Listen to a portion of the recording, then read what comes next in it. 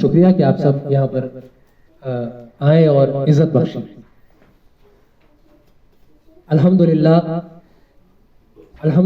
رب العالمین والعاقبۃ للمتقین والصلاة والسلام على سید الانبیاء وسید المرسلین وعلى آلہ واصحابہ وازواجہ وذریاتہ واہل بیتہ واحبابہ اجمعین. اما بعد اعوذ باللہ من الشیطان الرجیم. بسم اللہ الرحمن الرحیم. قال اللہ تعالی فی القرآن المجید والفرقان الحمید والعصر ان الانسان لفی خسر الا الذین آمنوا وعملوا الصالحات وتواصوا بالحق وتواصوا بالصبر. صدق اللہ مولانا العظیم وصدق رسولہ النبی الکریم. قال اللہ تعالی فی شان حبیبہ ان اللہ وملائکتہ یصلون علی النبی یا ایہا الذین آمنوا صلوا علیہ وسلموا تسلیما. اللہم صل علی سیدنا ومولانا محمد وعلی آلہ واصحابہ وبارک وسلم. اللہم صل علی محمد وعلی آل محمد عدد خلقک ورضاء نفسک وزینۃ عرشک ومداد کلماتک. رب اشرح لی صدری ویسر لی امری واحلل عقدۃ من لسانی یفقہوا قولی. اللہم صلی علی سیدنا محمد بجمالک وجمال حبیبک ونبیک وشفیعک سیدنا محمد وعلی آلہ واصحابہ وبارک وسلم. الہی بعزتی وحرمتی قطب الاقطاب غوث الثقلین الغوث العظمی حضرت الحسنی والحسینی قطب ربانی غوث السمدانی محبوب حقانی سرچشمہ سلطانی سلطان سید محی الدین عبد القادر جیلانی قدس اللہ سر العزیز. الہی بعزتی وحرمت قطب اقطابی غوث الثقلین الغوث العظمی شیخ الجن والانس والملائکۃ قدس اللہ سر العزیز. الہی بعزتی وحرمت قطب الاقطابی غوث الثقلین الغوث العظمی حضرت شاہ محی الدین عبد القادر جیلانی قطب المشرقین والمغربین قدس اللہ سر العزیز. الہی بعزتی وحرمت قطب الاقطابی غوث الثقلین الغوث العظمی حضرت خواجہ محی الدین عبد القادر جیلانی قطب العرش والکرسی قدس اللہ سر العزیز. الہی بعزتی وحرمت قطب الاقطابی غوث الثقلین الغوث العظمی حضرت فقیری ولی محی الدین عبد القادر جیلانی قطب الفوق والارض وتحت الثری قدس اللہ سر العزیز. الہی بعزتی وحرمت قطب الاقطابی غوث الثقلین الغوث العظمی حضرت غریب مسکین محی الدین عبد القادر جیلانی راکب الملائکۃ صاحب المعراج تابع النبی صلی اللہ علیہ وعلی آلہ واصحابہ وبارک وسلم. یا ہمرائیلو یا لومعیلو یا تناعیلو بحق یا شیخ عبد القادر جیلانی شیئن للہ یا محمد وافتح الابواب اخبرنی بحق یا بدہ یا بدہ الا ان اولیاء اللہ لا خوف علیہم ولا هم يحزنون برحمتک یا استغیث برحمتک یا استغیث برحمتک یا استغیث برحمتک یا ارحم الراحمین. نعرہ تکبیر، نعرہ رسالت، نعرہ حیدری، نعرہ غوثیہ، نعرہ غوثیہ، نعرہ غوثیہ. اللہ رب العزت کا بے تحاشا کرم ہے اور احسان ہے کہ ہم سب اس محفل میں آج جمع ہے جو کہ صرف اور صرف اللہ اور اس کے حبیب کی رضا کے لیے ہے. اور جب آپ سب بہتر جانتے ہیں کہ اس طرح کا کوئی بھی حلقہ ذکر کا اہتمام ہوتا ہے تو فرشتے جو ہے زمین سے لے کر آسمان تک یا آسمان سے لے کر زمین تک اس جگہ کو ڈھک لیتے ہیں اور اتنی تعداد میں ہوتے ہیں کہ بظاہر تو ہم دیکھ نہیں سکتے، اور وہ اتنی تعداد میں ہوتے ہیں کہ ہوا بھی گزرنے کی جگہ نہ ہوتی. تو اللہ رب العزت کا بڑا ہی کرم ہے کہ ہم ایسی بابرکت محفل میں ہیں کہ جہاں پر اللہ اور اس کے پیارے حبیب صلی اللہ علیہ وآلہ وسلم کا ذکر ہے اور ان کے محبوب کے محبوبوں کا ذکر ہے. سبحان اللہ. خصوصاً سیدنا غوث العظم دستگیر شیخ عبد القادر جیلانی رضی اللہ تعالی عنہ کا ذکر ہے. اور یہ ایک اور نسبت سے بھی خاص ہے کیونکہ یہ نسبتوں والی محفل ہے اور جتنے لوگ یہاں موجود ہیں سب نسبت والے ہیں، اللہ والے ہیں یا اللہ والوں کے در سے جڑے ہوئے.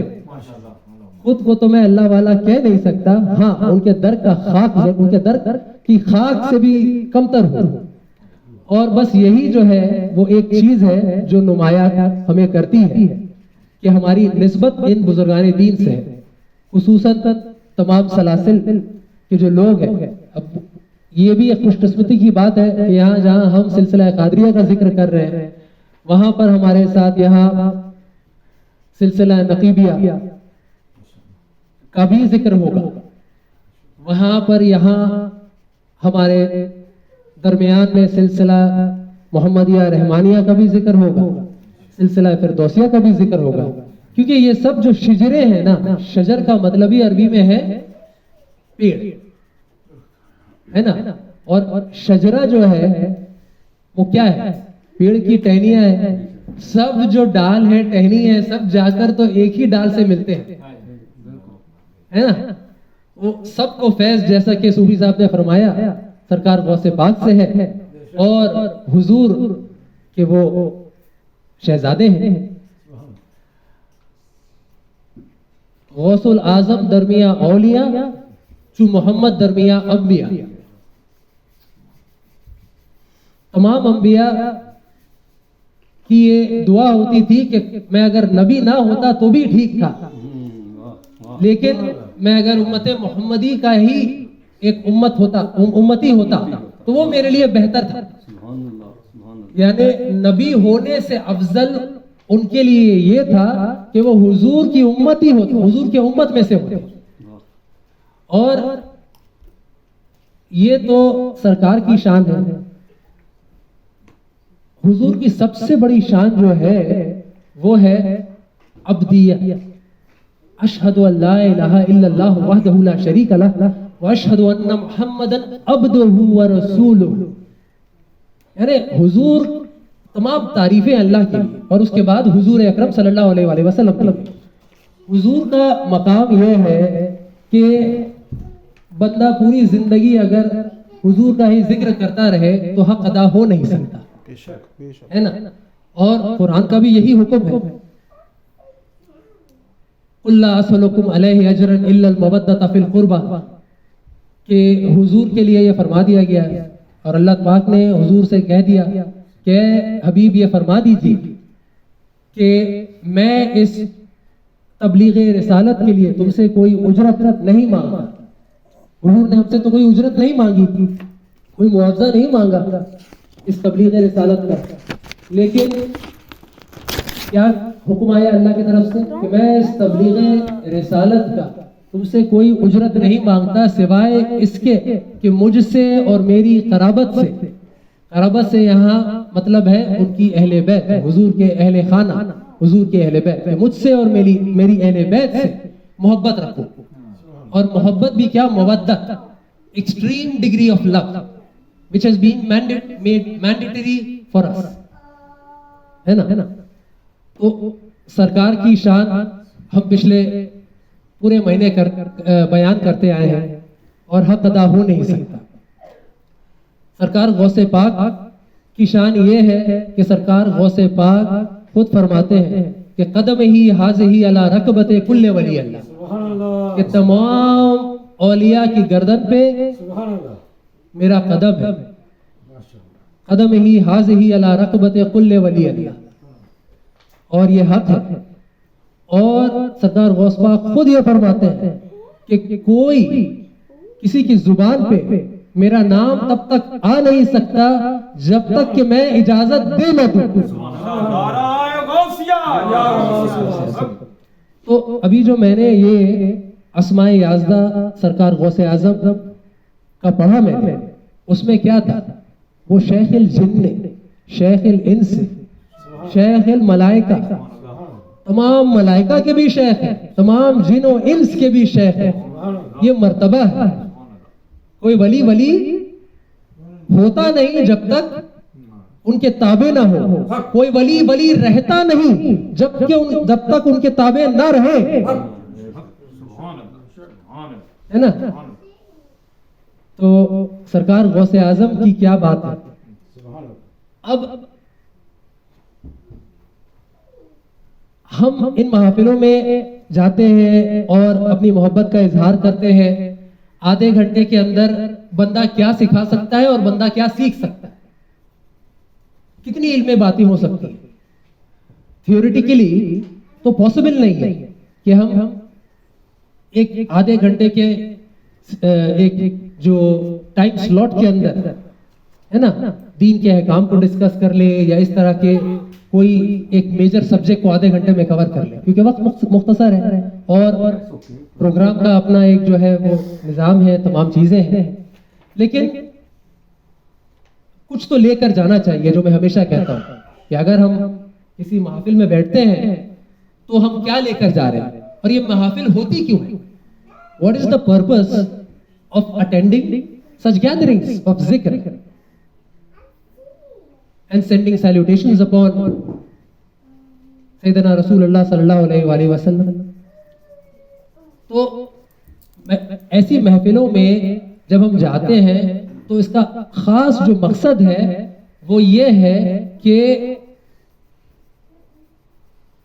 اللہ اور اس کے حبیب سے ہماری جو ہے وہ قربت بڑھے اور ہمارے دل کا معاملہ جو ہے نا وہ بہتر ہو جائے. ہمارے زندگی کے معاملات جو ہے وہ بہتر ہو جائے. ہمارے احوال جو ہے، ہمارے معاملات جو ہے وہ بہتر ہو جائے. تو ہمارے معاملات کس طرح سے بہتر ہوں گے؟ ہم اٹینڈ کرتے ہیں محفل، اس کے بعد اپنی روزمرہ زندگی میں ہم لگ جاتے ہیں. ظاہر سی بات ہے، life has to carry on. پر دل صوفیہ اکرام کا جو درس ہوتا تھا وہ یہی ہوتا تھا کہ دل کے احوال بدل جائے، دل کے حال بدل جائے. جو غوث پاک کی محفل میں ایک بار بیٹھ جاتا تھا، جو اولیاء اکرام کی محفل میں بیٹھا کرتے تھے، ان کے دل کے حالات بدل جاتے تھے، دل کی دنیا بدل جایا کرتی تھی. بے شک ہے نا.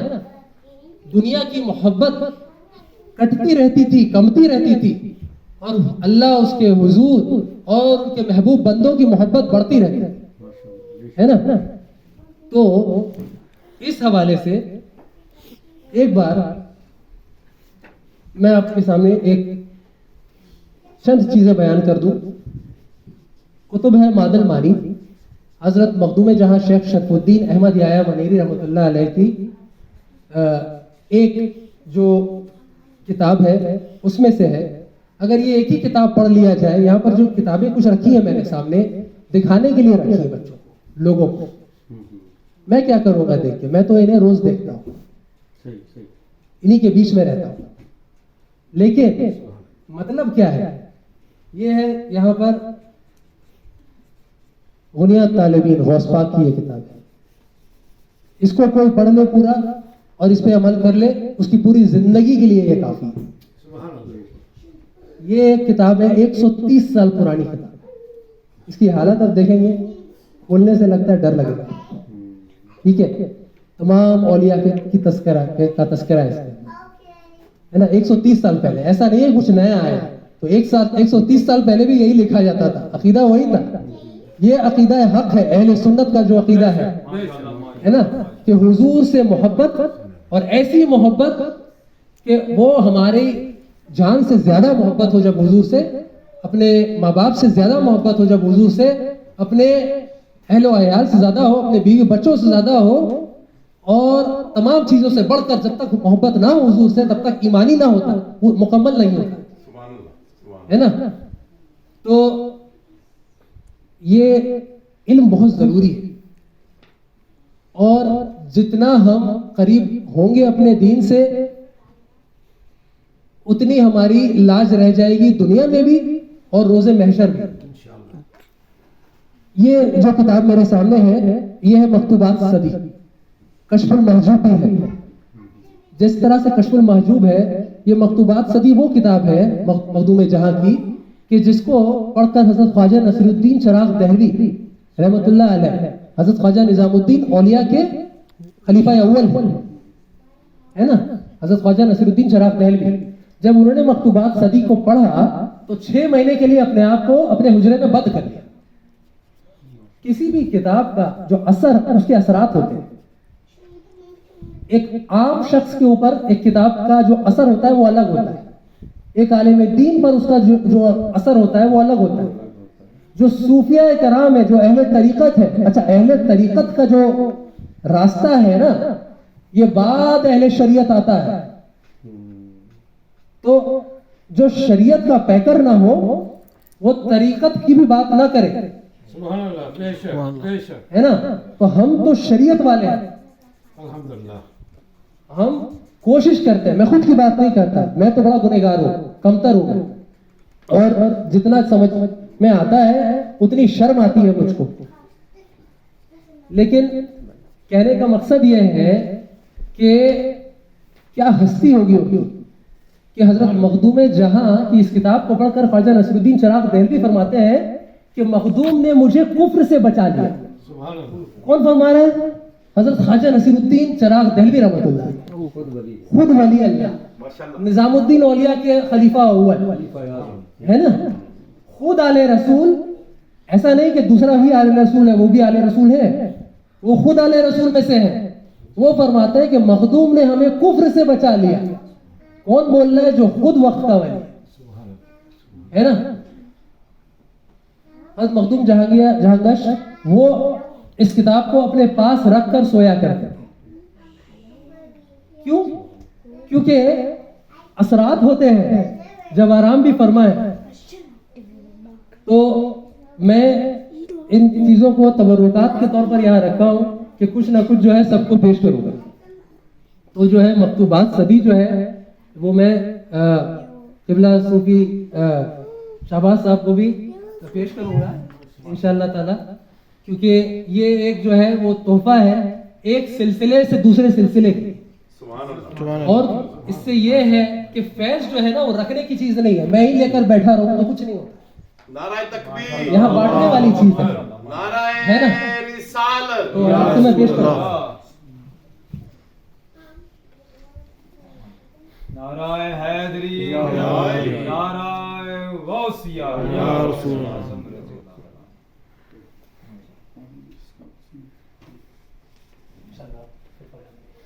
اور میں قبلہ صوفی شرافت صاحب کو بھی اس کی ایک کاپی پیش کروں گا مکتوبات صدی کی۔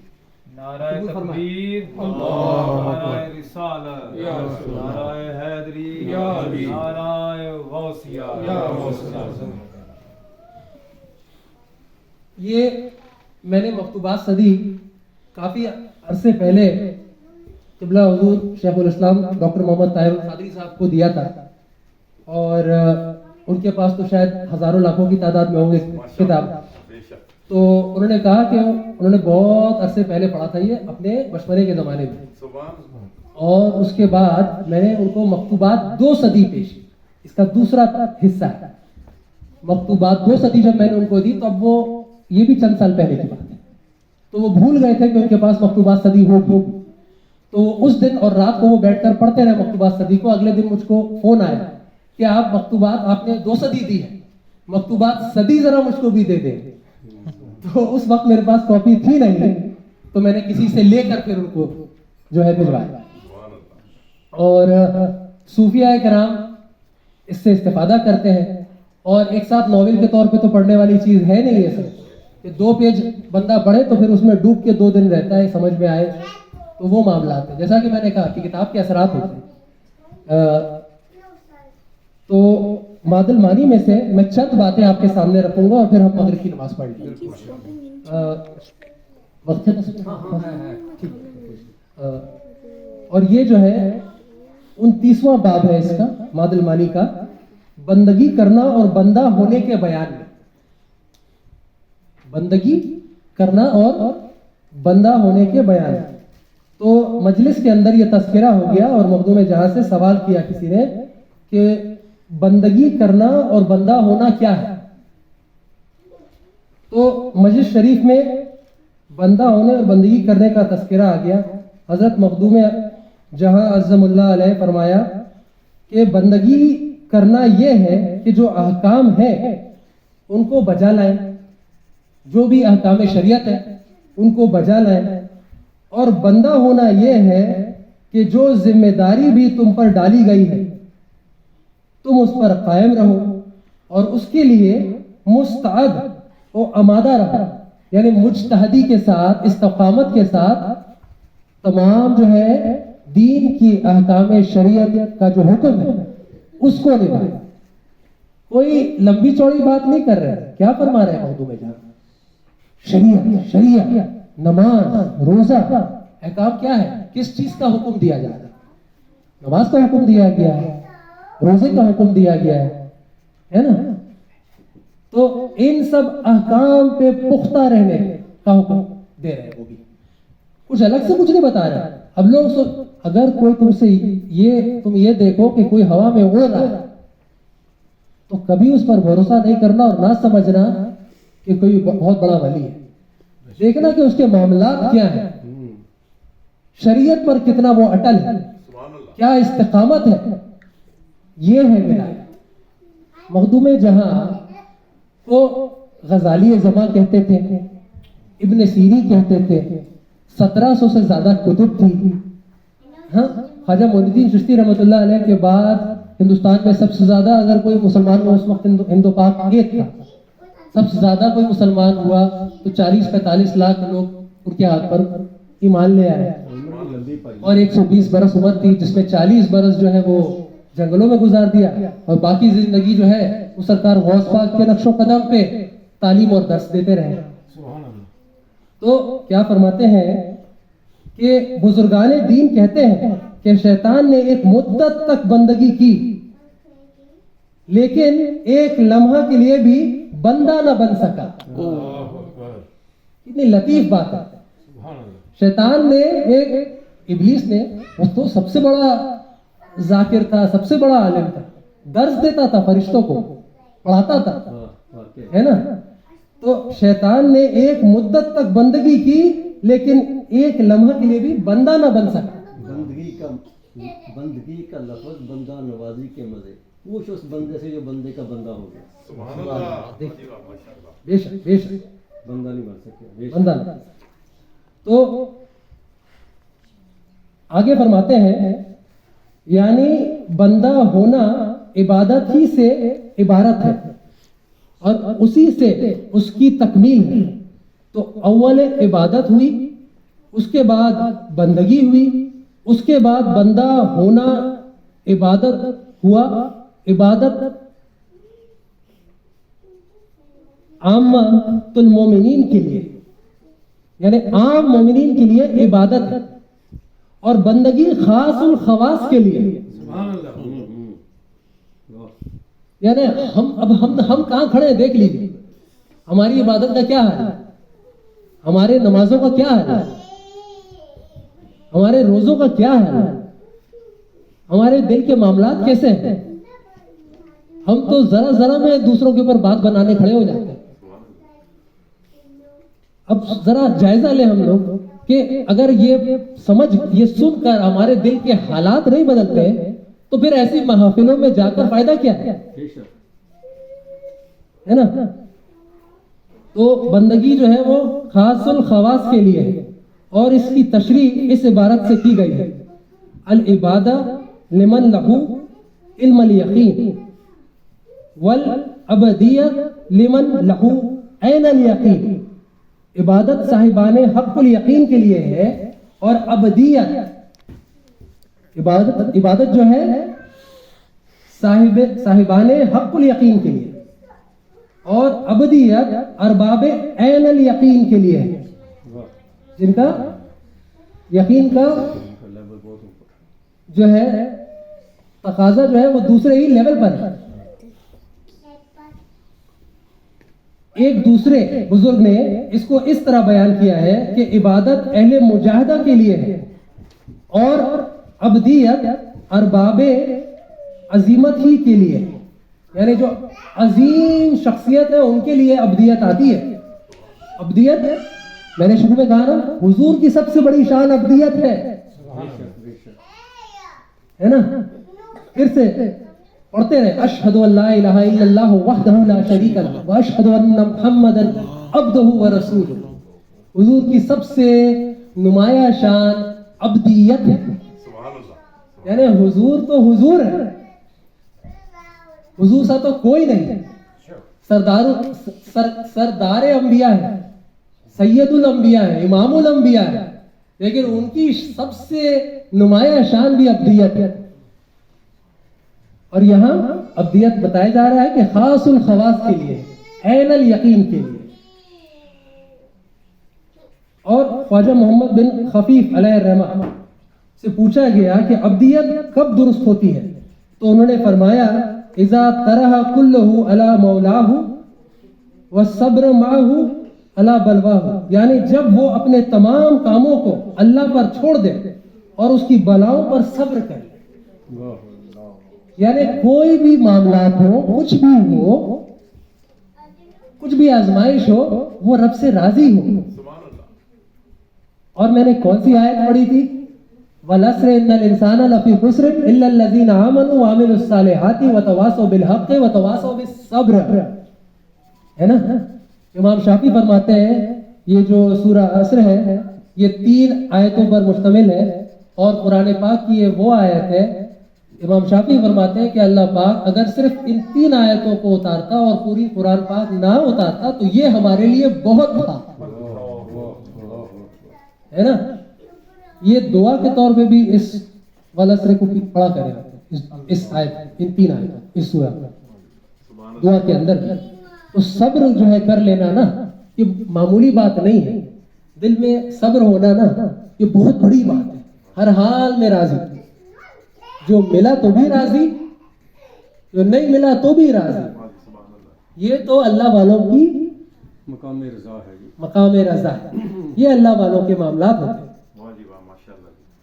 ہے نا. اور حضرت مخدوم جہاں اعظم اللہ نے فرمایا کہ جب تک کسی شخص کا تعلق کسی چیز کے ساتھ ہے اور وہ اس میں مقید ہے اور اسی چیز کا وہ اسی چیز کا بندہ ہے. سمجھے کہ جب تک کسی شخص کا تعلق کسی چیز کے ساتھ, کسی دنیاوی چیز کے ساتھ وہ جڑا ہوا ہے اور اس میں مقید ہے اور اسی چیز کا وہ بندہ ہے, یہ اس کے لیے بندگی کے معنی ہی یہی ہے کہ آدمی کسی چیز کا مقید ہو اور اس کی اصل خود صاحب شرع علیہ السلام نے فرما دیا. صاحب شرع کون؟ صاحب شرع کون؟ صاحب شرع حضور اکرم صلی اللہ علیہ وآلہ وسلم نے اس چیز کو بتایا. کیا فرمایا حضور نے کہ تاسو عبد الدنیا رو تاسو عبد الدرہم. اللہ, اب سمجھیں اس بات کو کیا کہا جا رہا ہے. حضور اکرم صلی اللہ علیہ وآلہ وسلم نے فرمایا کہ جب دینار و درہم کی محبت میں لوگوں کو مقید دیکھا تو ارشاد ہوا تاسو عبد الدنیا رو تاسو عبد الدرہم. دینار و درہم کے بندوں کی ہلاکت ہو اور پیغمبر صلی اللہ علیہ وسلم کی بات غلط نہیں ہو سکتی. یعنی سمجھے, ہم لوگ تو دنیا میں کیوں رہتے ہیں, ہمیں تو دنیا چاہیے, ہمیں تو دنیا سے تعلق ہے. گھر اور بڑا گھر, اس سے بڑا گھر, گاڑی, معاملات, کاروبار اور بڑا کاروبار چاہیے, ٹھیک ہے, لیکن پھر دنیا میں اتنا نہ کھو جائے نا کہ پھر ایک دم اس نشے میں چور ہو جائے. اور یہ دنیا کا نشہ جب وقت عین آ جاتا ہے نا تو پھر پتہ چلتا ہے کہ بندہ ہاتھ ملتا رہ جاتا ہے کہ کچھ ہاتھ میں نہ آئے اور وقت نکل گیا. جو وقت تھا وہ نکل گیا. whatever time we had, it's gone in vain. تو جو بندہ جس چیز سے محبت کرتا ہے وہ اسی کا بندہ ہوتا ہے. یہ فرماتے ہیں مخدوم جہاں, اور یہ حضور کا قول ہے کہ اگر ہمیں دنیا سے محبت ہے تو ہم پھر اللہ کے بندے نہیں ہیں, ہم دنیا کے بندے ہیں.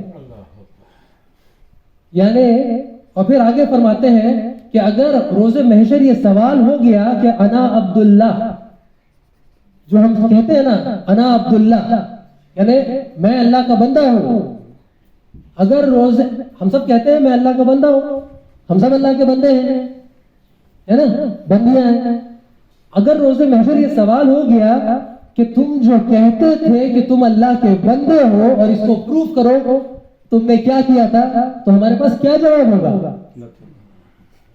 غور فرمایا ہے کبھی ہمارے پاس جواب کیا ہوگا؟ What will be our answer if we are asked this question on the day of judgment, that you said that انا عبداللہ, کہ تم اللہ کے بندے ہو.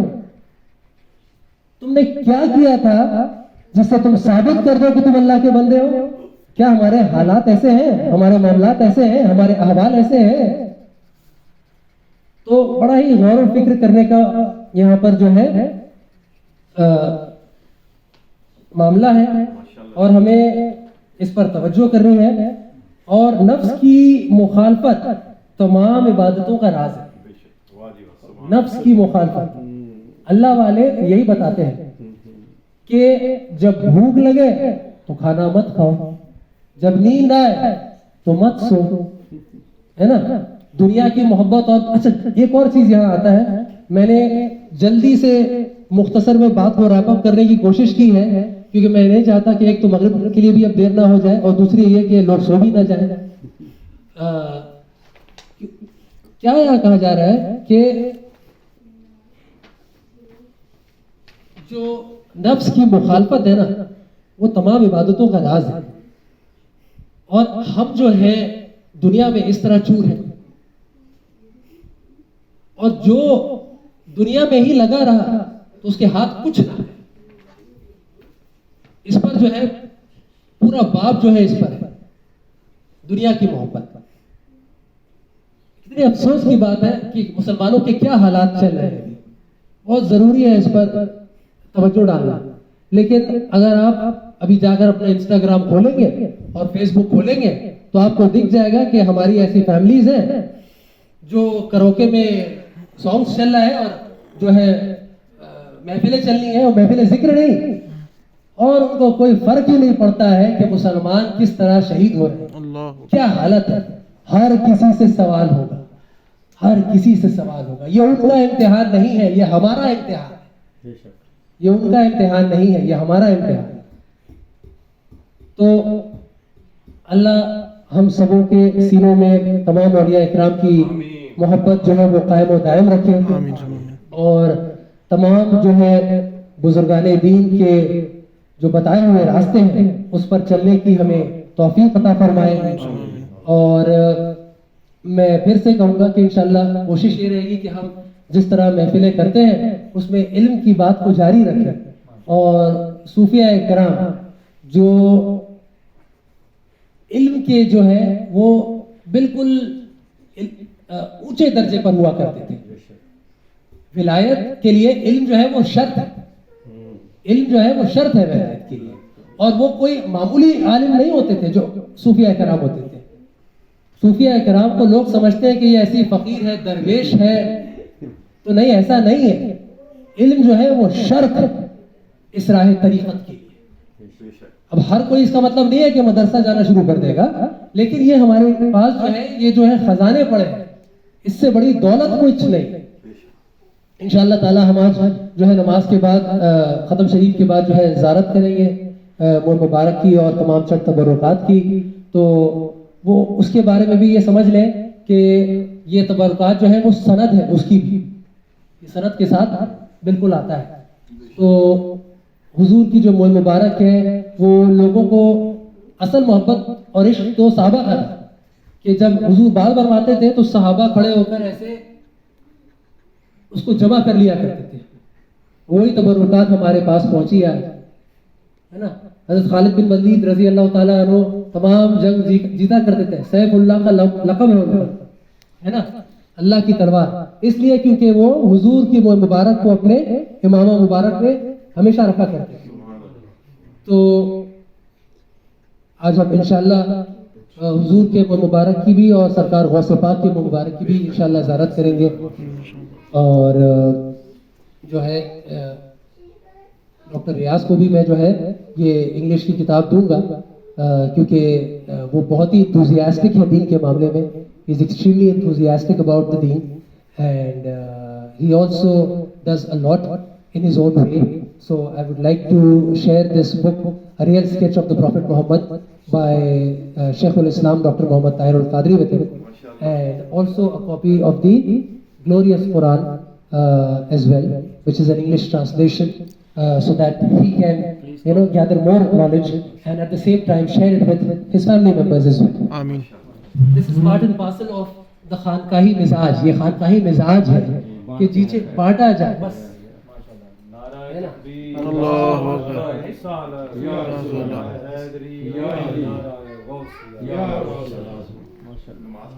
انشاءاللہ ہم جو ہے مغرب کا اذان دیتے تو ہم لوگ فوراً جماعت کر لیتے ہیں.